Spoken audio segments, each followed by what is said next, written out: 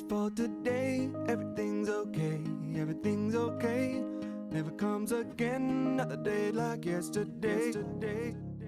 Just for today, everything's okay, everything's okay. Good morning, everybody. There's a lot going on this morning. The first thing is I am on day 3 of a 3-day fast. Typically day 1 is a lot of your brain and your stomach going eat. And then, but I always feel much better when I fast. My brain's clearer. I have less pain in my joints. Obviously, it reduces inflammation. And then day 2, I tend to have a lot of mental clarity and a reasonable amount of energy. It's not like I feel like I would want to do a heavy workout, but then usually day 3, I'm really starting to feel it. Maybe don't feel as fluid in how I talk and the amount of vocabulary available to me and how quickly I'm able to express. And but the reason I stick it out is because I don't know if it's autophagy or autophagy, but the process of your body going through and consuming and breaking down cells that are not operating well, cancer cells, any cells that are suboptimal, and eliminating them or even consuming them really starts 48 hours in. So it starts towards the end of day 2. So really day 3 is when you're really spending some time and your body's starting to freak out and go, we need to align the system. We need to make the system more efficient and more elegant. So I stick through day 3. So anyway, that's going on. The other thing that's going on is I came in this morning and about once every 2 or 3 months, my key will not work in the handle of my office. And then I have to call the owner and he calls a locksmith and whatever. So we may get interrupted. Also, I find that annoying and distracting.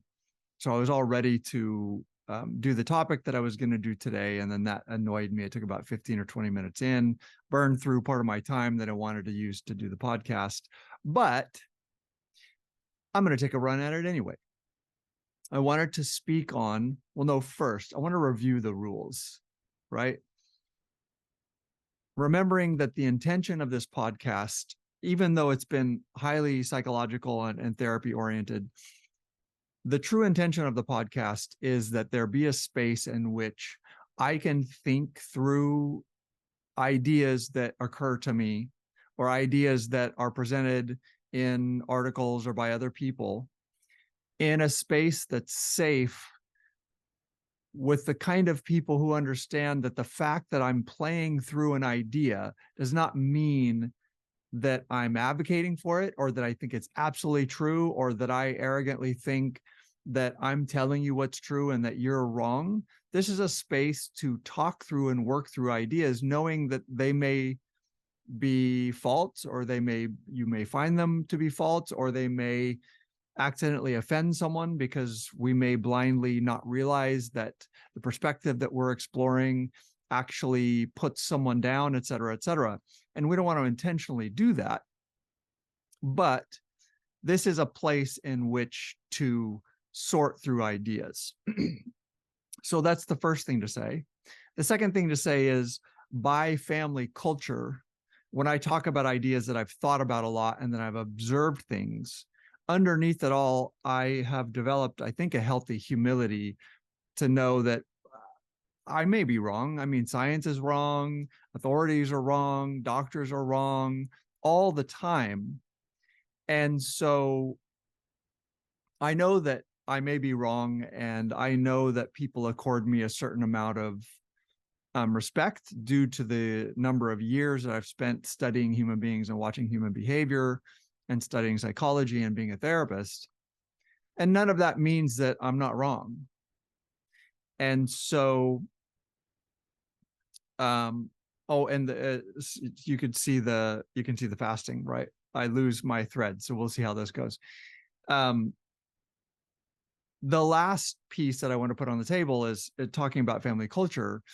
I come from a family who fiercely debates ideas and argues and debates, especially on my dad's side of the family, intensely intellectual, regardless of education level, just intensely intellectual, quite intelligent. So I grew up around people talking, but in the culture, the way they talk, my father, my uncles, myself, my brothers, when we're playing through an idea that we're sort of have evidence of, or that we've thought through, we talk as if it's true. And we also talk sometimes with a tone of complete assurance that this is how it is. And that certainly can help if you're reassuring a client. It can make you a successful public speaker. It can make people feel happy that you seem to know what's going on.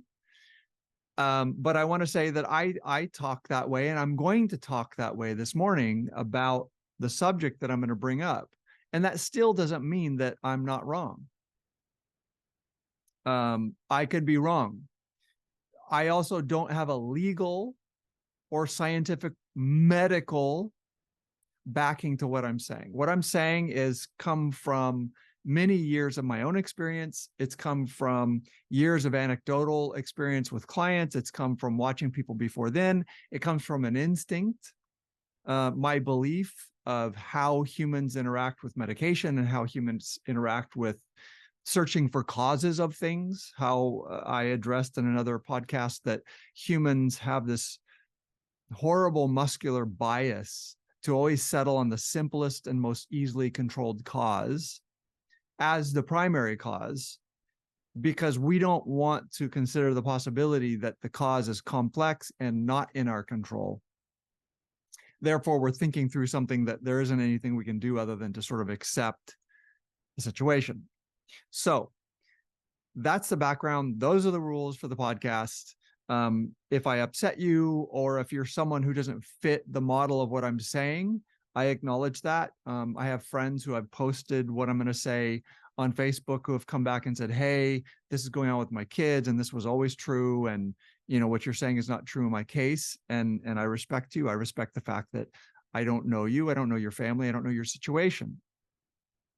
And so if what I say doesn't fit for you, and even though I may say it as if it's totally true and I may line up a bunch of evidence, you're free to just take it and throw it out. Or you're free to post a response in the comments and be like, hey, there's something you're missing here, etc.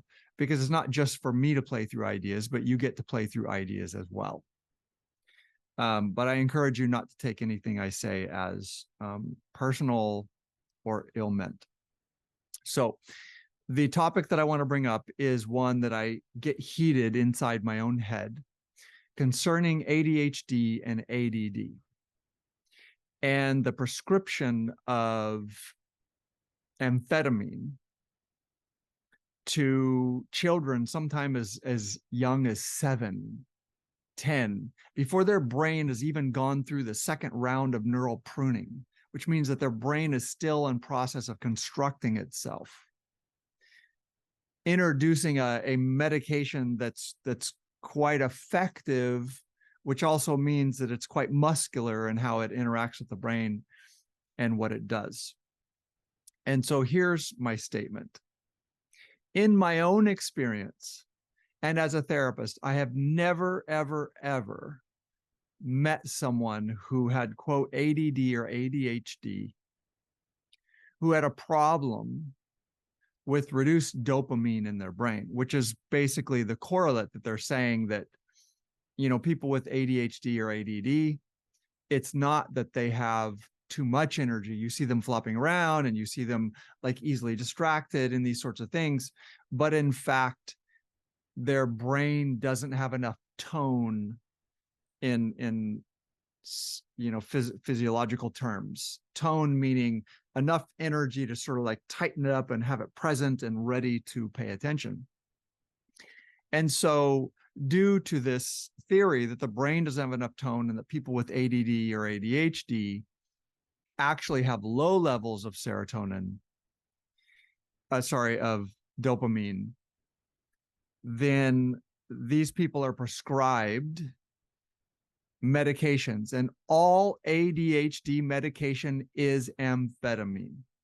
And I think sometimes people don't actually know this. This is why college kids abuse it, right? This is why some people are like chopping up 2 or 3 pills and then snorting it. And essentially you're getting a meth-like experience, right? So number one, you need to put on the table the connection that methamphetamine, that thing that destroys lives, and people do it a couple years and end up with their teeth rotting out and sores on their face and completely tweaking and life destroyed. Meth is just a much more refined, more powerful version that results in a massive dopamine dump in your head. And dopamine is related to the ability to intend, the ability to focus. Dopamine is related to our feeling that we are taking right action and moving things forward, which historically you have to guess that evolution built that in to be like, oh, I can figure out how to chop this tree down, and I can figure out how to strip it of bark, and I can figure out how to cut it up and form it into a canoe. And then by doing that, I can figure out how to move and get to this lake, and then I can fish, and then I can feed my family. So these long processes in which evolution has used dopamine and dopamine hits to instruct you that you're on this process. You should have this feeling of right action. I'm taking right action that satisfies my evolutionary needs, right? But methamphetamine is a massive hijack. I forget the numbers, but I think it's something like in thousands and thousands of times the natural level of dopamine. Amphetamine is a milder version, still a significant version. And I've seen young clients, 15, 16, on really high amounts. And I've had clients get addicted to it and abuse it and then struggle to get off of it. That doesn't mean that amphetamine medications, ADHD medications, aren't for some people, right? Again, if what I'm saying doesn't apply to you and it worked for you and really helped you, and you don't feel tweaky and it doesn't make you uncomfortable, and you're on just the right amount and you were able to focus now and you were not before, God bless. That's awesome. That is not what I have observed. So this gets a little bit deeper. I usually share from my own experience. Yes. So in my own experience, I thank goodness I was born in 1967 and grew up in the 70s and early 80s in a small town where people just didn't do mental health and didn't do medication. It was just not a thing, because I was so hyper. And I don't think anyone knows this from inside my own experience, right? How I experienced. Everyone knew that I was hyper. Everyone knew, even though I was a good kid and teachers didn't dislike me, I wasn't disrespectful. I was so hyper. I was unmanageable. When I went to middle school, there was a point at which teachers would move me out of their class and into another class. And there was one teacher who was a kind guy, and he was a very good teacher. And I felt bad, but it didn't feel personal. Where at one point I was just wiggling and moving and talking and joking and I just couldn't stop moving my body, where he said very firmly and directly to me, looking at me, you're in my class because the other teachers didn't want you in their class, and you don't have anywhere else to go. There's no other class to go to in this period. And there were other kind teachers. I had a lot of really kind teachers. There was another kind teacher, one of my middle school football coaches, who tried to sit down and talk to me and say, when you feel that way, can you just like put your hands on your desk and squeeze them into fists and just, use your willpower. And it's like, no, the answer was no. The feeling of agitation was almost like being shocked. It was like an electric shock that just would not stop. And the only way to get some relief from it was to move. And it wasn't even like, oh, go be athletic. It was just like this agitated, like move, bounce your leg, talk, say something, say anything, move around.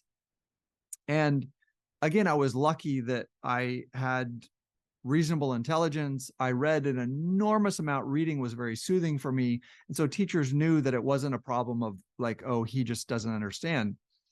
But I can tell you that starting with first grade, my ability to just sit there and absorb information just didn't exist.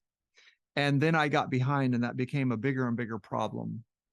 And the one thing that I could do was read. So if it came to literature or narratives, I could interact. But I often tell people with young clients who come in really worried, I essentially failed high school. I had a teacher who, to sort of help me out because I needed a D in his class to pass high school, essentially gave me a special project and said, look, you do this and I'll give you a D. And I went home and I made a topographical map of the Lewis and Clark Trail. And by I mean my sister, who was quite nurturing as a human being and had taken care of me a lot as a child, made the map and painted it. I think maybe I sat still next to her as she did it. And we're talking about, I was a senior, so I must have been 17 or 18. And this continued. And the one thing that I was good at was music. And I knew there was a big problem. I had never studied my entire high school career. I just either sort of intuitively understood on tests and was able to answer just because I was smart and was paying attention. But I never brought a book home and studied, with few exceptions. And so it makes sense that I almost failed. And I just didn't have the ability to internalize new information because I was so agitated. Again, it literally felt like someone was shocking me the entire time. So when I moved away from home, I think at age 19, I spent a summer, maybe two, I don't remember, after I graduated, working with my dad, working with my hands. And then I moved with a band to Los Angeles. I went to a school called Musicians Institute. And I had settled on, well, music is the thing I can do. Like music is something that I was really good at. And so I have to succeed at this because I just can't internalize. I can't sit still long enough for anything else. Like I have a natural instinct for this, and that has to be enough. And when I went to the school, they had a reasonably challenging curriculum where you had to know a certain amount of music theory, et cetera, et cetera. And in my first month, they dump an enormous amount of information and training on you. And they even tell you you're going to be totally overwhelmed and you're going to spend years sorting through it. And don't freak out because nobody internalizes all the information. We're just exposing you to all this stuff. In the first month, where there was some academic stuff that I was supposed to learn, I was actually quite suicidal because it was like, I can play scales, you can show me stuff, I can learn, I can learn. But if you give me academic stuff where I have to look at a piece of paper and internalize information with notation and explanations and theories about how stuff works, like I've never been capable of doing that. And I had this horrible experience where the agitation was so serious. And it was like, I'm an adult now. I left home. If I literally cannot internalize information, I understand what this means. I understand that I am not functional. And I either have to tell my parents that I'm terribly mentally ill, maybe I'm going to be put in a mental health hospital, maybe I become homeless. Like, if music, one thing that there's a possibility I could make a living at, and that I have some talents and that I'm good at and that I enjoy doing, if this presents me with challenges that I can't sink into it, I'm screwed. And so I was actually pretty suicidal. It was like, I've got nowhere to go. Thank goodness, out of pure desperation, I slowed down and I forced myself to take one piece at a time and to learn. And luckily, my guitar instructor previously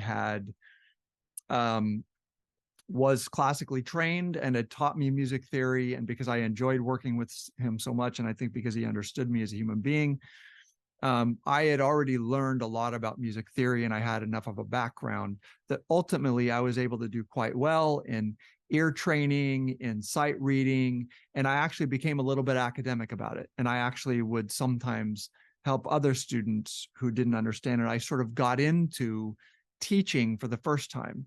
And in a way, teaching saved my life in that way, because I found that if I could slow down and explain it to myself and explain it to someone else, it would calm down my nervous system enough that I could deeply internalize. And what's really important about this, right? Not to make the conversation about ADHD or ADD totally about my story. What's really important about this, and what's really important if you have a child who's really agitated and they just can't seem to focus and they're bouncing around all the time, is to know that I came that close to failing a high school that barely had any standards. We didn't even need a second language. I graduated without studying geometry. I graduated without passing algebra 1 or 2. I just did some remedial math. Once I conquered that problem, and then ADD, or whatever you want to call it, the inability to sit still, remained a massive problem for most of my adult life. But I went to college and did quite well, and I think graduated undergrad with like a 3.5 or 3.6 something, really respectable, and spent a lot of time tutoring, being a tutor and tutoring other students and writing tons of papers. And I had a similar experience of a real challenge when I started college. And it was like, well, when I write a paper, it can't just be what I want to say and what I want to think. There's such a thing as a research paper, which I had never done in high school. And I learned to do that so well that in the last 2 years of my undergrad, it became effortless for me. I could sit down and all of my papers were A minus A. And I had instructors say, hey, you need to go to grad school, which I didn't do until my 40s. And in grad school, I graduated from Pepperdine's psychology program with a perfect 4.0.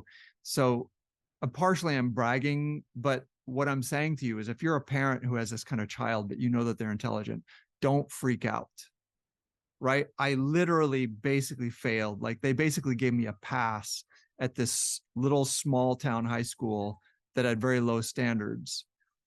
And I have no doubt that if I was younger and I had the money, I would have no problem doing a doctorate.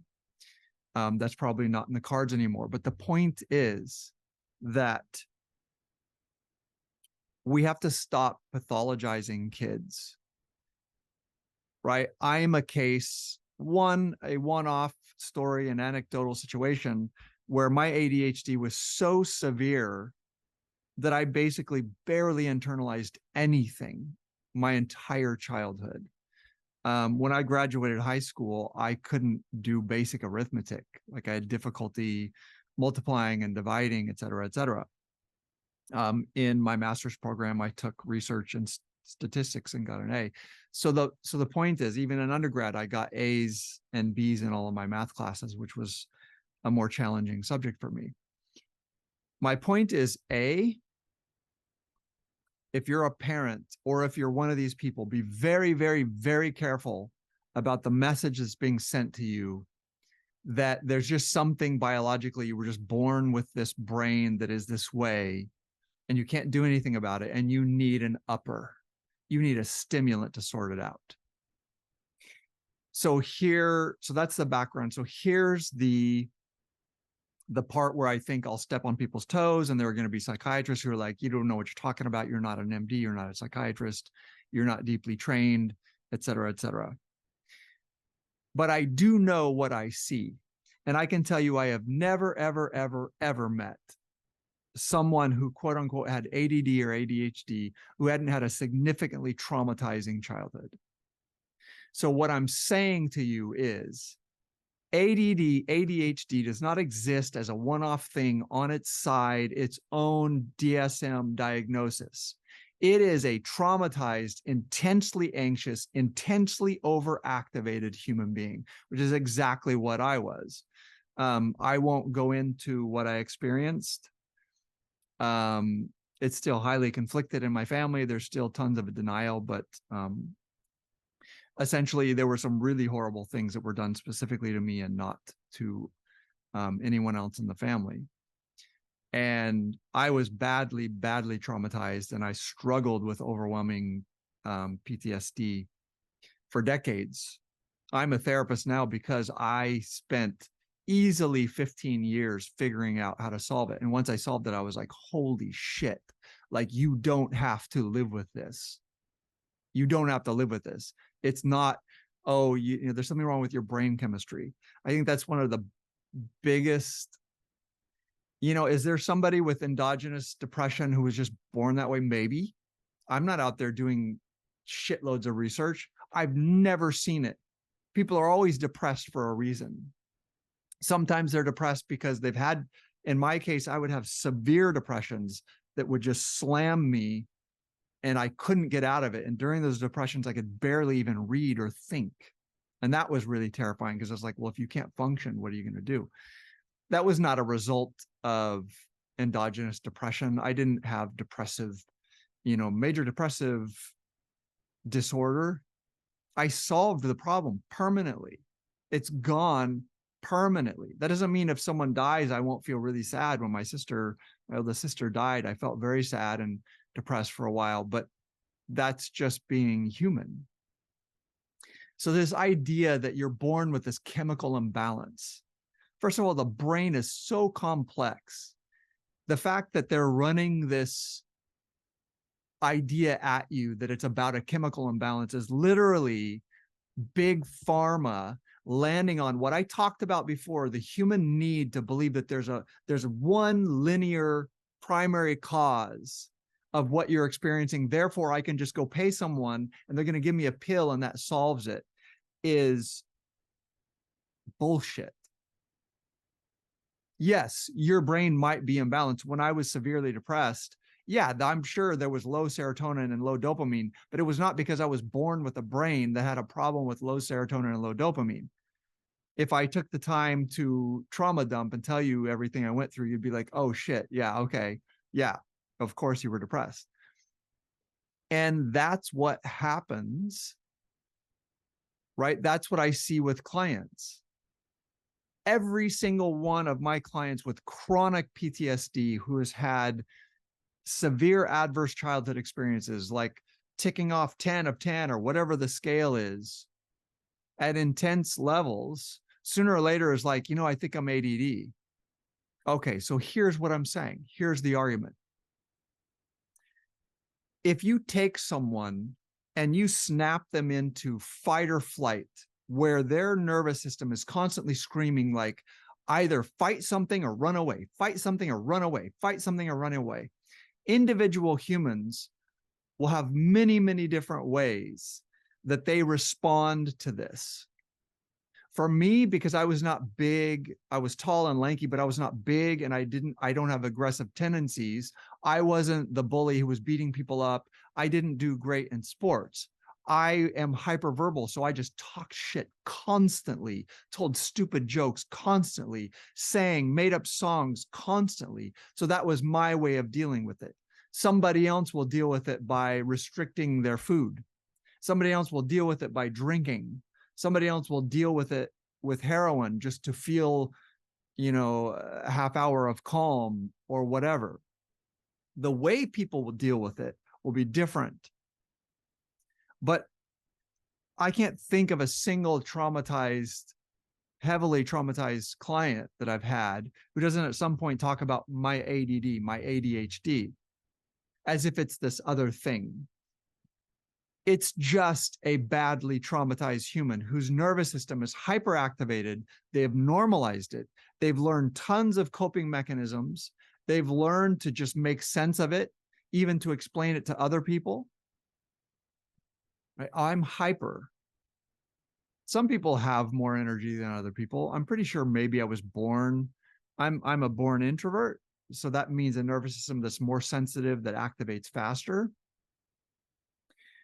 But I lived with a chronic, severely high level of activation, constantly on threat assessment, jumping, startling every time there was a loud noise, feeling uncomfortable if I was sitting with my back to the door and I couldn't see the door. Like I just felt uncomfortable. This is classic PTSD, and I lived with that for decades. And so my way of normalizing it was to constantly move and talk shit and joke around and blah, blah, and just constantly just run this energy out there that expressed the energy, but also kept people from accessing me and needing me to have a calm brain and process anything. If someone's that hyper and that obnoxious all the time, what they're doing is they're ensuring that they are never made responsible for something. And then they never have to face the fact that they're incapable of taking the responsibility on, because their brain cannot sit still long enough to just work through a problem. All of these people have hyperactivated nervous systems. Okay, let's say you're a parent and you have a child that struggles with this, and right now you're feeling really bad because you're like, so what are you saying, John, that I abused my child? I'm not there. I don't know. Let's take the word abuse off the table. Sometimes parents are highly anxious and they behave in sort of an agitated way where they're flip-flopping and they can't quite focus. And you're like, well, it's genetic. No, what you're doing is establishing an environment in which your child grows up and feels overstimulated and overactivated, and they don't have a way of dealing with that. Kids don't have a way of dealing with overwhelm. They do it in very primitive, very primal ways. And so maybe you're a really good parent, maybe you're a really loving parent, but maybe you really struggle with anxiety. Maybe you really struggle with trauma. And even though you're a kind and loving parent who pays lots of attention and tries everything that you can to be attentive, that you have this activated energy. I can tell you that I know that there was some of that for my firstborn, for my daughter. I was still really overwhelmed with being a parent and still hadn't completely solved all of my body issues. And my wife and I were still working out, like, what does it mean to be a parent for both of us to have full-time jobs and have a child? And, you know, and my daughter spent more time in a sort of fragmented environment. And she's more anxious than my son, who didn't, right? So I'm not saying this to say like, if you have a kid who has ADD or ADHD, that you're a horrible parent.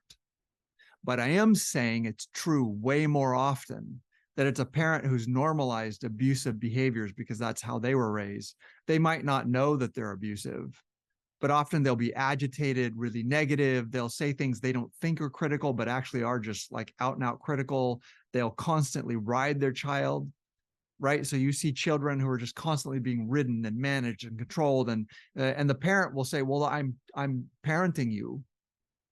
That they think that's what parenting is, when in fact they're just harassing their child and sending negative message after negative message after negative message, which overwhelms that child's nervous system and puts them in a state of fight or flight, where every time they do anything, even if the parent isn't there, this internal message is like, yeah, but no, don't do that. Yeah, no, you're going to do it wrong. You're going to mess it up. You're like, why didn't you? Well, they have that inside. I had that inside at a level that it was like impossible to accomplish anything. The second I engaged a task, it was just this roar of internal voices, which we don't need to go into how I received that message. I know how I received it. Okay. ADD, ADHD is a chronically overdriven nervous system. Now, when you chronically overdrive a nervous system, it often crashes into depression. So people with ADHD or ADD may have low dopamine levels. but it's not endogenous. They were not born that way. They may even be born with a sensitivity that means it's easier for them to get depressed or whatever than somebody else. That's a real thing. Introverts' nervous systems are more sensitive. And so a one-off trauma might really do significant damage to an introvert, and an extrovert might be like, yeah, that sucked, but it just didn't leave a lasting impression. This is not to say that there aren't individual differences. This is to come back and say that every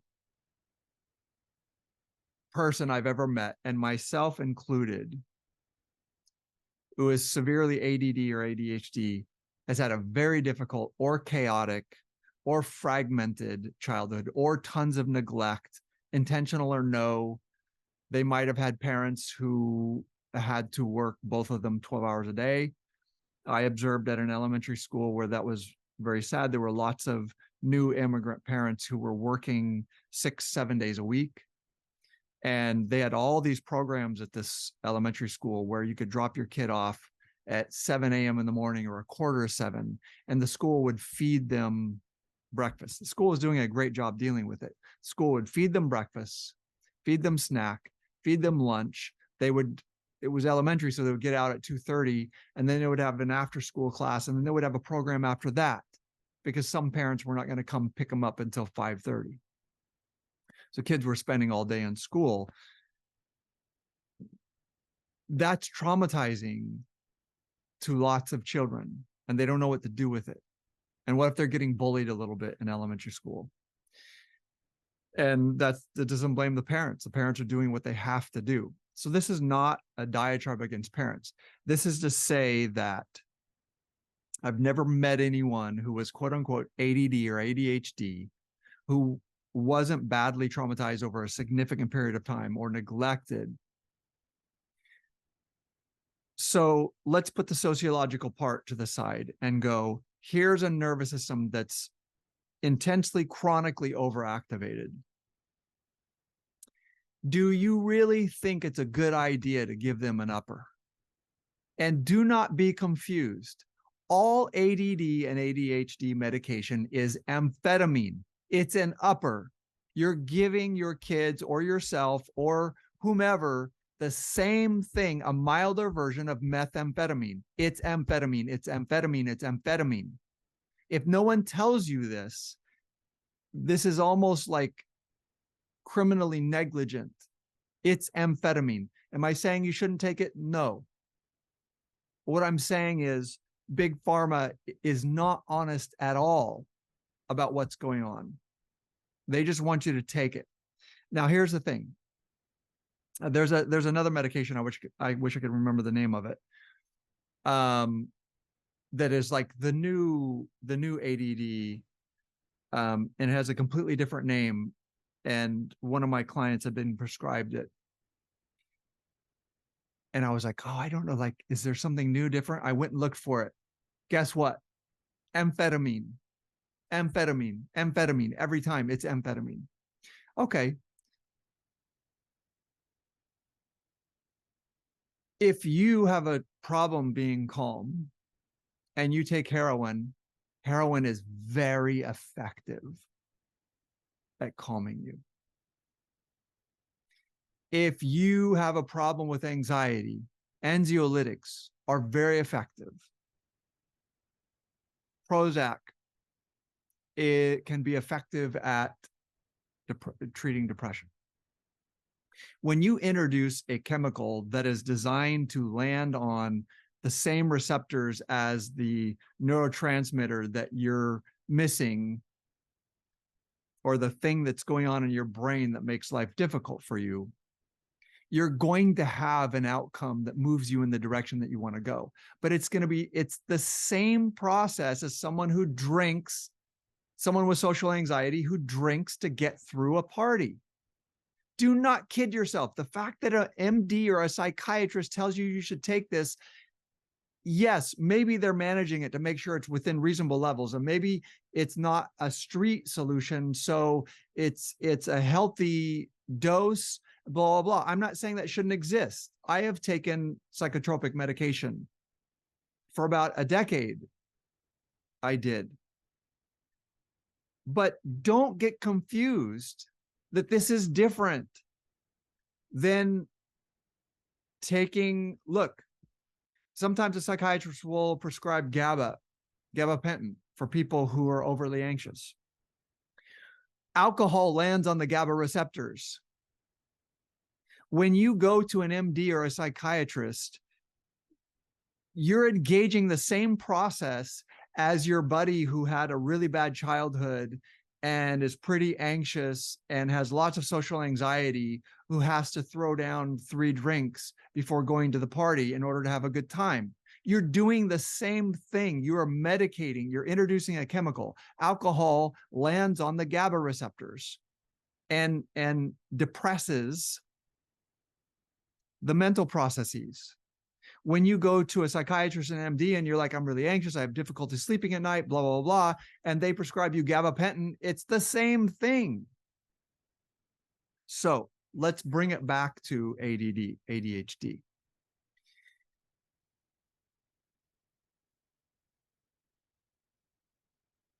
Everyone knows that a meth head can get stuff done. Everyone knows if you need your apartment cleaned and your friend's a meth head, you could invite him or her over and go, hey, man, let's cut this up, snort this. Like, let's clean my apartment. The image comes up of Breaking Bad, in which I forget the names of the characters. I'm terrible that way. Where they had to get access to a house and the dude was unstable who lived at the house, but he was a bad meth head. And so the younger character, the protege of Mr. White, says, watch this. And he goes into the yard, he starts digging a hole. Pretty soon meth head comes out. What are you doing? Digging a hole. Pretty soon meth head gets his shovels, digging a hole. If you're hopped up on meth or amphetamine, it is going to tighten your brain up, flood you with dopamine, and you're going to feel super purposeful. That is what it does. That's what dopamine does. That's what dopamine correlates with, is a feeling of purpose or taking right action. Meth heads feel purpose. Okay, so a psychiatrist or an MD is not prescribing meth, right? You could take enough aspirin to kill yourself, and a doctor is going to prescribe aspirin. So be very careful about what I'm saying here. I am not saying psychiatrists and MDs are drug dealers. There are people out there making that argument. Some of them are. Some of them are really unethical. Whatever. I'm not getting into that. That's not what this podcast is about. What I'm saying is the fact that ADHD medication works doesn't in any way, shape, or form prove that it is the appropriate response or the appropriate way to treat or help someone heal or deal with the fact that they have a hyperactivated nervous system. It would have been, I'm very thankful to my mother on this because she was very, very anti-drugs and anti-diagnoses. I would have been a prime candidate. I guarantee you, I have seen few people as hyper and unbearably obnoxious as I was when I was a kid in modern day. I see kids are just kind of like have a little too much energy, too bouncy, and schools immediately like, well, we need to have them evaluated for ADD. Man, this is just sick. You got to stop. These kids need to go out and run. I saw an elementary school where the whole playground was concrete and they had taped off areas where it's like, oh, here are these lines. You're in this group. On recess, you run, you go to this area. There's someone monitoring it and they say, okay, mark, set, go. You run to the other end and then you come back and you get in the line and that's what you do. And then there's a line at the tetherball area and you play for 3 minutes and then the next person plays the entire thing. And the elementary school was dealing with like, why are these kids so hyper and jumpy and what's going on and what are they eating? It's like, are you kidding me? Are you kidding me? You can't do that to children and think that they're going to be able to sit still. Kids do not get anywhere near enough activity and physical activity. So in my case, legitimately, that would have been an obvious diagnosis, ADD, ADHD. But this is happening with kids who just don't get enough physical activity or enough personal attention. There are all these complex causes of these states. And our society is like, oh, boom, let's give them an amphetamine. Okay. If you can't tell, this really pisses me off. It is deeply unethical that society, that American society is like, the only solution to a kid sitting around with a nervous system that's so chronically overactivated is to assume they don't have enough dopamine, and I'm going to give them an amphetamine and give them a dopamine dump. It's ridiculous. We got to stop, guys. We got to stop. Are there people who meet the medical definition of ADHD? They were just born with low dopamine. Maybe, I don't know. But I can tell you it wasn't true for me, and it's not been true for a single client I've ever sat with. They are always chronic PTSD, chronic PTSD, chronic PTSD, highly overactivated nervous system, adrenaline, cortisol, which shuts down the hippocampi, the part of the brain that does memory. This person can't remember stuff, like short-term memories out the window. All of my clients who come in a little bit older with chronic PTSD are like, do I have Alzheimer's? Because cortisol is shutting down their hippocampi and shutting down their ability, their short-term memory especially, but even long-term memory is difficult to create memories because cortisol is acting on that area of the brain that's sensitive to it. And we're like, oh, give them an amphetamine. Let's crank them up. Okay, it's going to work. It's going to work for the same reason that Jesse, the character, going and intensely digging holes for no reason in the backyard, is going to chill out this meth head who's otherwise highly unstable, because that's what amphetamines do. Just like if you're having trouble sleeping, toss back 4 shots. It's going to work.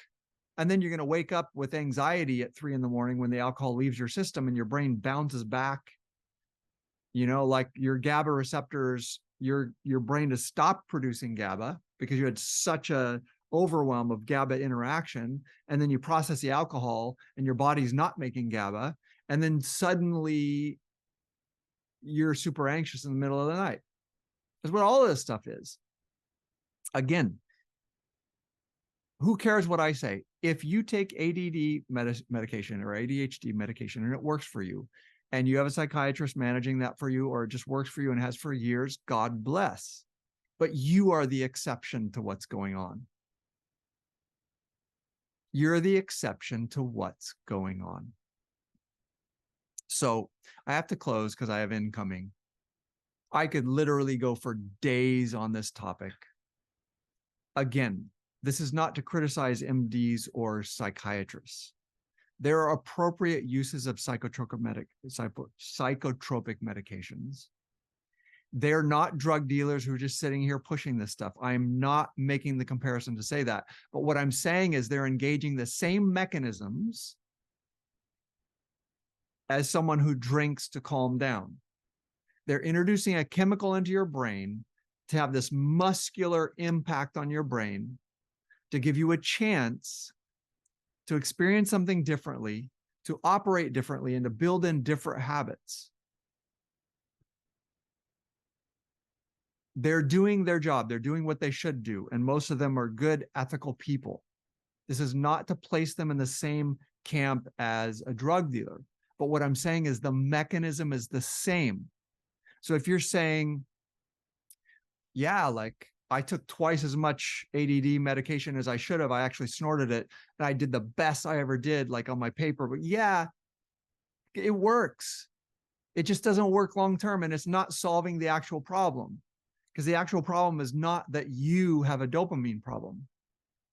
The problem is you have an overactivated nervous system. You probably had a chaotic childhood, and no one ever trained you. I had to train myself to learn to focus and to immerse myself. And I told you it was so difficult. There was a period of time I was seriously suicidal. It was like, if I don't succeed at this, I got nowhere left to go.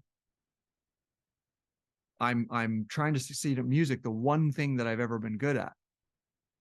So what I'm saying to you is, maybe there are exceptions where it truly is true. They were born, they have an endogenous problem with low dopamine. I haven't done the research.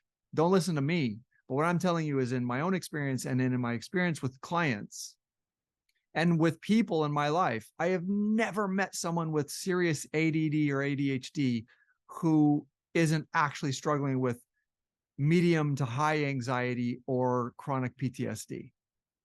So they're overactivated, and we're like, we're going to take you, an overactivated person, and we're going to slam your brain with a dopamine dump that makes you really good at focusing. Yeah, same as every meth head.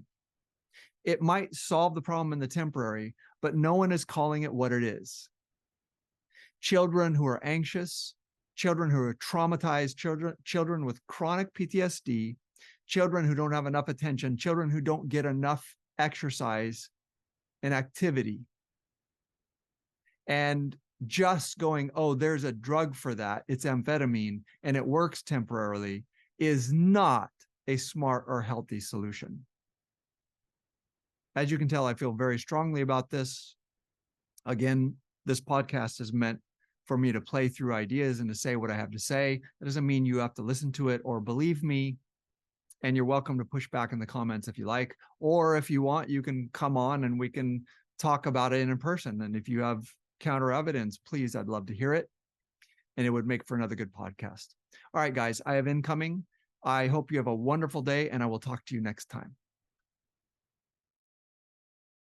Just for today, everything's okay, everything's okay.